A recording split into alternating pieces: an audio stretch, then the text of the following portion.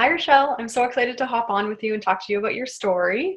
Can you just first let listeners know a little bit about yourselves, kind of what you've been through, where you are now? Yeah, awesome. Thank you so much for having me. You're welcome. um, so I guess for me, like a lot of people, I grew up learning that my worth was in how my body looked and my weight. And so I struggled with my body image. And then in high school, developed an eating disorder. I developed anorexia after a number of losses, including three grandparents passing away. Um, and for me, it was like a way to control something in my life, control my body with food and exercise. And from there, it's such a long story ago, but Yeah. um, from there, like even before I developed the eating disorder, with the body image issues and my lack of knowledge with nutrition and stuff, I was under eating for my activity level and had developed amenorrhea. So I'd lost my menstrual cycle. Mm-hmm. And about a year into having anorexia, my mom took me to a doctor, and they said they diagnosed me with anorexia nervosa, put me on the birth control pill to get my period back, and they'd also put me on a waiting list for an eating disorder clinic, which I never ended up going to because we ended up moving. And shortly after that, I actually started to struggle with binge eating. So I kind of fell into that vicious cycle of restricting and binging and using exercise as punishment and to purge those binges. Mm-hmm. And I was in that place for a good 10 years, and it was a really dark, unhappy place to be in. I was in got in a bad relationship during that time, and Mm-hmm. that lasted about 5 years. And near the end of that relationship, when it ended, I started to learn more about holistic health. Mm-hmm. And I decided to stop taking the birth control pill at that point. Mm-hmm. Um, when I did, my menstrual cycle disappeared again. And so it had just been acting as a bandaid. Yeah. And a year later, I still didn't have it. So I went to the doctor, and they told me I was in early menopause at the young age of 26 and would have to take synthetic estrogen for the rest of my life and probably never have children. And so obviously that was very upsetting to me. But because I had started to learn more about holistic health, I decided to get a second opinion from a naturopathic doctor. Mm-hmm. And that's kind of when I started to learn more about adrenal dysfunction and how that affects our hormones. Mm-hmm. And around that same time, I had signed up and was starting school to learn about natural nutrition. So I moved to a different city. Mm-hmm. And was there I feel like I'm going all over the place, but it's kind of like this windy story. That's how most stories go. So keep going. You're doing good. So I was there for a few months, and because of the adrenal dysfunction, like I had been into long distance running and intense exercise. So because of that, and I realized what I was doing to my body, Mm-hmm. I stopped doing that excessive exercise. I started to just go to yoga. But the binge eating got worse when I moved, and I started to gain weight. And because of my body image issues that I still had not dealt with, Mm-hmm. it really started to affect me, and I started to get into a bit of a depression. Mm-hmm. And so I actually put my schooling on hold for a year and moved to another city where my sisters were living. Mm-hmm. And there I actually hit the lowest point of my journey. I went through like the worst binge eating episode I've ever experienced. It was a week long. I called in sick to work every single day of that week. I barely slept, and it was just, I felt completely out of control. Mm-hmm. And by the end of that week, I was just so sick of struggling with this cycle. And I had lost hope, and I actually became suicidal that night. Wow. For the first time and the last time in my life. I ended up passing out because I was so exhausted and falling asleep. I didn't take my life, obviously. Mm-hmm. And the next morning, I was actually really scared that it had gotten that bad, that I had contemplated suicide. So from that point on, I realized that I really needed to work on the mindset and the inner work. I had been so focused on all the external things, like getting my nutrition right and the right exercise and optimizing my circadian rhythm with going to sleep at the right time and taking all the right supplements, that I totally neglected like my mental, emotional, and spiritual health. Yes. And so at that point, I just like dove into all things personal growth, spiritual growth, personal development, books, podcasts. Since then, I worked with different coaches and just pulled myself out of that dark, scary place. Wow. Yeah. And how long ago was that dark, scary place? Can I ask? 5 years ago. Years. What's it like? 5 years ago. Yeah. What's it like to think back to that now?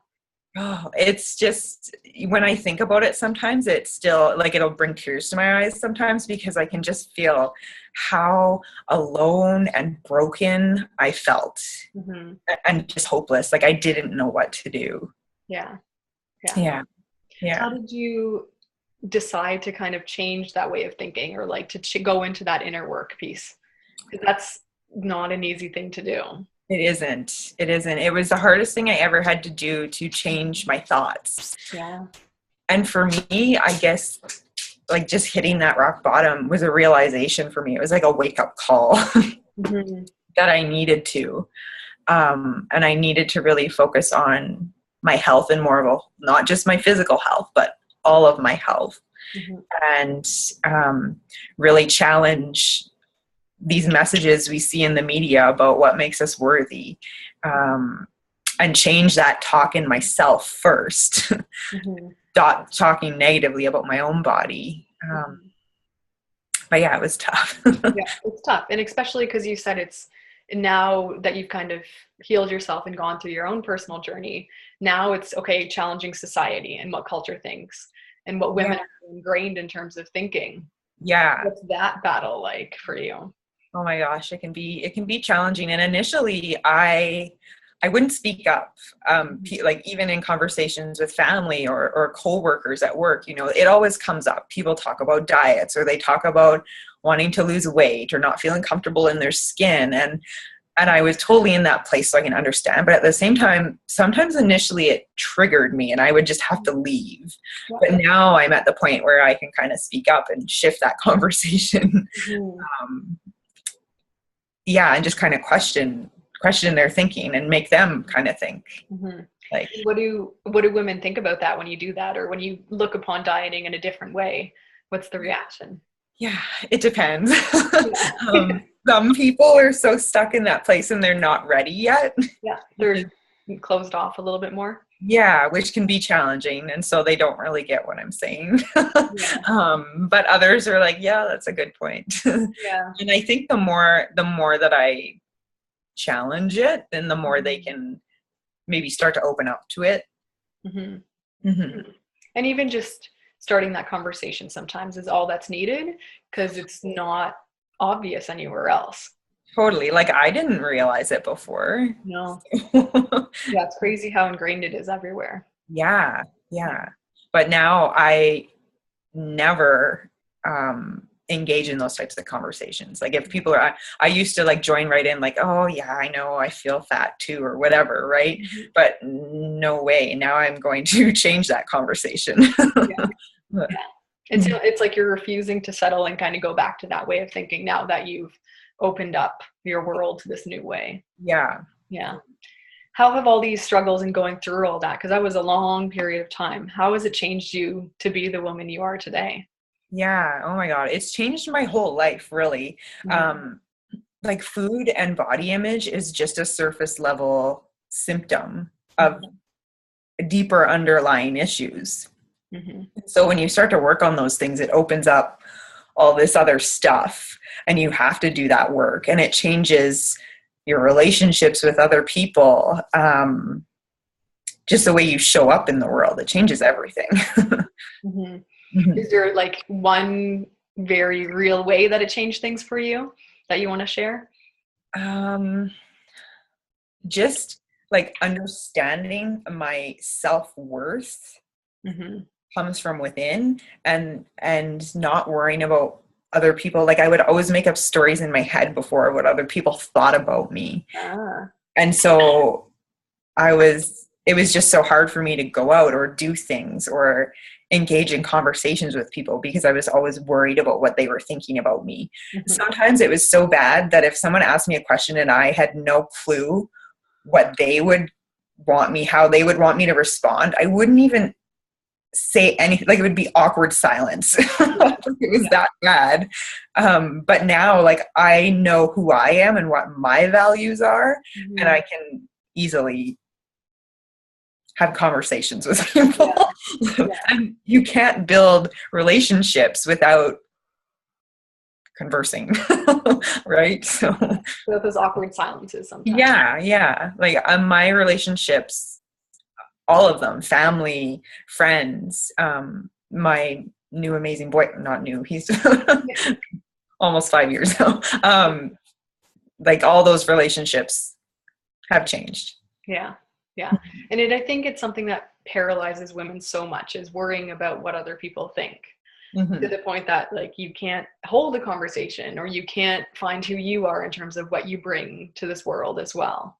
Yeah. How did you stop worrying about what people think? I mean, not that it's just like this solution, but could you give advice to someone who's going through some of those struggles?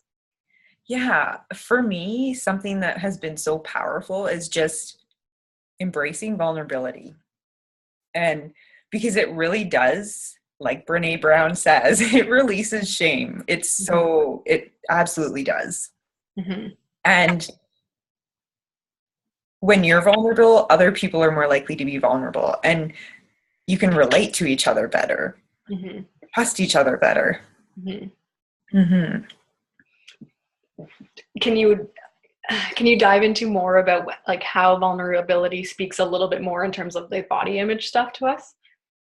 Yeah, like and the self-worth piece, that kind of thing. Yeah, so many women have so much shame about what their body looks like, or shame about binge eating too. Like, I had so much shame about my eating habits because I felt like I had no willpower or no control, which is absolutely not the truth. When you struggle with that, restriction will cause binge eating. Plus, all these emotional triggers underneath can lead to that as well. So when you can open up about that kind of stuff, it just really releases that shame, and you can just start to feel more comfortable in your body, because you know that, especially when other people share too, like, you know, you're not the only one that struggles. Everyone has struggles. Everyone. Yeah. And that's the thing. I mean, shame, like you said, it thrives on people not being vulnerable and not being open about that, right? So as soon as you start talking about it, it immediately removes the power that shame has over us. Totally. And I've seen that time and time again. Yeah. I mean, not that it makes it any easier. No. And it's like really courageous to be vulnerable. Sometimes people see it as a weakness, but it's really actually courageous. Yeah, absolutely. What's it been like for you since you started opening up about the struggles you've been through? Did people know that you were going through it? What did people think? That kind of stuff. Yeah. A lot of people knew, a lot of people didn't. Mostly no one didn't know the extent, because I hid all of that. They didn't know how challenging it was for me, I guess. And I've gotten like comments of people saying, "Oh my gosh, I'm so sorry. I'm such a bad friend." Or I wish I would have known. And I'm like, no, it's not your fault. Like, you couldn't have helped me. I had to help myself. Because if I wasn't ready, then it wouldn't have mattered. Yeah. So, and then other people I've had contact me and thank me for sharing, because they can relate to it. And so, like, they don't feel as alone, or they feel hope, which is amazing to me, that I can just, share something I've been through, and it can kind of give someone else hope. And so when that started happening, I was like, well, then if I can just help someone by sharing my own personal experience, then I don't care about judgment anymore. Yeah. Remembering that one person you're helping instead of that one person who may think whatever about you, right? Yeah, totally. Mm-hmm. Is that, why did you, or how did you even start to share your story in the first place? What was that like? Yeah, because initially I started just with nutrition. Yeah. I can't even remember the first time I shared anything, to be honest. I'm not sure. It would have been something probably talking about hormones and how over-exercising and restricting can affect your hormones negatively. And so I probably posted some comment about that, and then people related and they liked it. And so then I just kept doing it. Yeah. It sounds like it started even still in a more scientific way in terms of like, okay, these are the facts about hormones and how this relates to weight and totally. And then, I mean, obviously the connection to that is so much deeper for females often. Yes. Yeah. But that kind of cracked the seal, it sounds like, for you to start. Yeah, totally. And that's like what I started with too, as well. I started with wanting to help women with the hormonal issues. But then I realized the women that I wanted to help were like me, and the root cause they had hormonal issues is because of this underlying stuff with food and body image, and the root cause of that. So, yeah. Yeah. I mean, that's the thing. Any diet or any nutritional advice sometimes is just a band-aid solution to what women are actually seeking. And often when women are seeking some sort of diet, they're seeking for that self-worth piece. They're seeking that respect. They're seeking to feel enough. Yeah, happiness, like happiness and peace at their body and food freedom. Yeah, and that's never what a diet can give them at the end of the day. No, they're always looking for this external fix for an internal issue, for an internal problem. So we need to do that inner work. Yeah. What kind of, like you said, it's a band-aid. Yes. Yeah. What does that inner work look like? I'm sure it depends. Yeah. So for everyone, it's different, but like a lot of people that struggle with food and body image, they're self-sacrificers and they put others first, and they don't know how to do self-care right. Okay. And like self-care is so much more than just, having a bubble bath. Like we need to really, self-care involves our thoughts and our mindset too. Boundaries. A lot of people really struggle with setting boundaries. No, I did. I'm still working on that too. There's that fear of confrontation, right? Or coming across as I don't know if I'm allowed to swear on here, but you can swear. I mean, most of us are older. Yeah. Coming across as a bitch. Yeah. And I think it's something that women so struggle with is we're supposed to be the maternal ones. We're supposed to be the nurturing ones. We constantly are up at night taking care of our kids, quote unquote. Yeah. Doing all that stuff. So when it comes to putting ourselves first, it is something that it is so foreign to us. Totally. Yeah. It's totally a challenge. Yeah. And I think like for me too, part of my journey was finding like spirituality and knowing that I'm not alone and that there's a higher power, whatever you believe in, God, the universe, spirit, that is there supporting you as well. Yeah. How does that make you feel? Makes me feel light. Before I didn't believe in anything, I guess.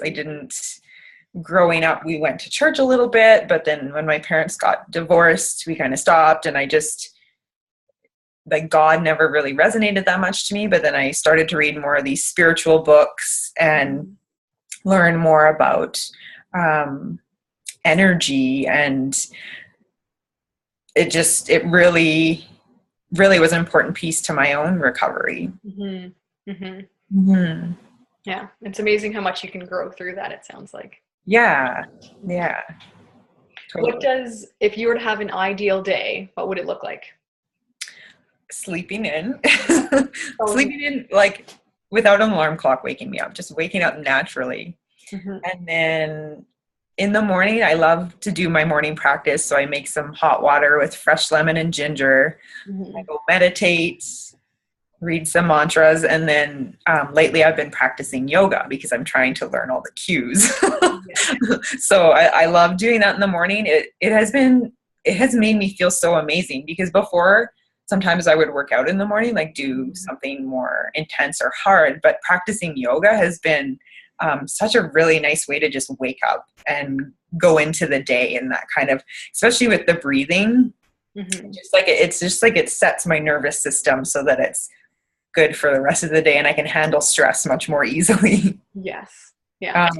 And then obviously, like, it would have to involve some good food, because I love food, and some time in the mountains, because I love nature and I love being in the mountains. Yeah. With my boyfriend. Yeah. Sounds like a pretty wonderful day. Yeah. I know from interacting with you and everything, you talk about ditching the diet and that kind of mentality. And you say you love food, which I do too. Yeah. How do you work? Because a lot of people sometimes think if they remove the diet and some of the restrictions that they put in place, they're going to eat everything and anything in sight. Can you expand on that in terms of what actually happens? Or yeah. Totally. I love this topic, because I used to feel the same way. I was so afraid to just let go. And I really talk a lot about learning how to trust our bodies, because we've become so disconnected from our bodies, especially when we're used to following all these rules and all these meal plans and counting calories or macros or whatever it is that you've done in the past. It takes you so out of your body and into your head, and you can't listen to your intuition anymore. So I really love teaching women how to trust again and build that connection with their body. And what happens when you do that, you don't go crazy over and eat everything like you think you will. It's actually much more easy to eat healthy consistently, I find, because you're really honoring what your body needs. And your body wants to be healthy. It wants to maintain homeostasis. That doesn't mean you're not going to eat ice cream ever, because sometimes that provides you nourishment on a different level, right? Like, you just stop the binge eating, and that's amazing in itself. I know I got to a point where I was like, if that is the only thing I can do is stop it. Like, if my weight stays the same and I can just stop this binge eating because of the mental, emotional stress that causes, then I would be happy. It's funny when you say by letting go of control, it kind of sounds like you actually gain that control, not control, I don't want to say, but gain like that freedom, that what you actually desire manifests because of letting go. It's true. Yeah. What, like, it's a perceived control. It's not real control. We don't have like that control over our body. And trying to, with that black and white thinking about food, is really a huge trigger for that binge and emotional eating. Because if we keep saying we can't have that, we're going to want it. And I've been there myself, so I can so relate to that. Yeah. Like, I could not keep cartons of ice cream in the freezer before, or chocolate bars in my purse, because I would eat it all at once, probably in the car on the way home from the grocery store. Without even thinking, or without even realizing how it made you feel, right? Yeah. It would be in a trance. And then I'd be like, oh, wow, okay. Yeah. But now I can have it there for days, for weeks sometimes, and I'll enjoy a bit when I feel like it. Yeah. It's amazing to have that relationship with food and my body and that peace. Especially when you don't have that. And I love how you said, you talked about the nourishment on a different level. Like the idea of, okay, yes, I'm not going to necessarily, my body doesn't actually want ice cream all the time, contrary to what I may be obsessed with thinking when I think I can't have that. But like, sometimes ice cream is exactly what I want and will serve me a purpose in some way. Like, I can tell you, I used to have, because I restricted ice cream so much before, I always wanted it. But now, because I don't, and I don't consider it a bad food, I don't eat it that often. I'll probably eat it more in the summer when it's hot out, but not even once a week, because my body doesn't want it that much. But when I do want it, I eat it. And you don't feel like you're probably going to eat the whole carton and lose control that way. And there's no shame or guilt. I can have a serving of it and I feel good, and I don't keep thinking about that food. I'm not like obsessing about it in my head after. Whereas in the past, I would have eaten it all, then gone through the cupboards in the fridge to try to find other things to eat. And still feel like crap afterwards. It doesn't. Yeah, totally. And now there's like no shame or guilt. I'm not going to try to make up for it with exercise the next day or restricting. Like, that's just not how it works. And it's about honoring our body. And when we do that, our body loves us back. I love also what you said in terms of finding that intuition within yourself, because we become so disconnected with that. Yeah. Has that affected other areas of your life as well, in terms of the trust in that relationship you have with yourself? Totally. Yeah. Like, even with building a business, like just trusting that. And instead of pushing and pushing all the time, I'm finding the more that I just kind of try to flow and listen to my body and my intuition as to what the next step is. And the same thing with relationships, and exercise is another huge one. I used to push too much with that. And just kind of every day asking, how do you want to move today? Instead of being so strict with a regimented program. How's that affected your life right now? It's been really amazing. And it just feels so much freer. And I have so much more mental bandwidth for more important things in my life, right? And that's another thing I find, like, this diet mentality is such a distraction for women, and it takes their voice away from them. When you work on overcoming this, you can use your voice for so much more important things in this world. Help other people. And I think that's one of my favorite things from this whole idea, is the fact that as soon as we remove that fixation on weight and bodies and dieting, you take away all of that mental energy, that bandwidth that you have, and put it towards something that's so much more. And I truly believe that women can do so much more with their life than just care about dieting or losing weight or looking a certain way, which is so powerful. Yeah, it really is. Is there any one woman who's inspired you to be who you are today? Oh man, there's so many amazing women in the world, and just women that I've come across on social media that I follow as well. Probably, like, one of my biggest mentors right now is Shelley. I can never say her last name. Shelley Ludwig. You can spell it out. Don't worry. Yeah. She really inspires me because she has a similar past history.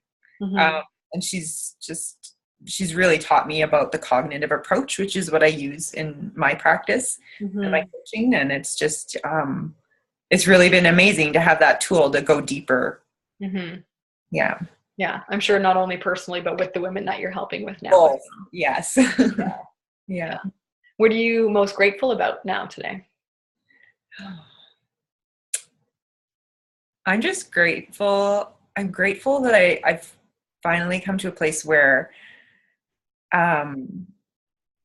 just the small things in life can mean so much and make me so happy. Just being like mindful and living in the present, which, trust me, I'm still working on. I still sometimes go to the past and the future. But I used to be so stuck in those places and not in the present. Yeah, that's a big one for sure. Yeah. Do you have any, like, one non-negotiable of what you do every day? Like, is there a certain way you have to start your day or do something at night? What does that look like for you?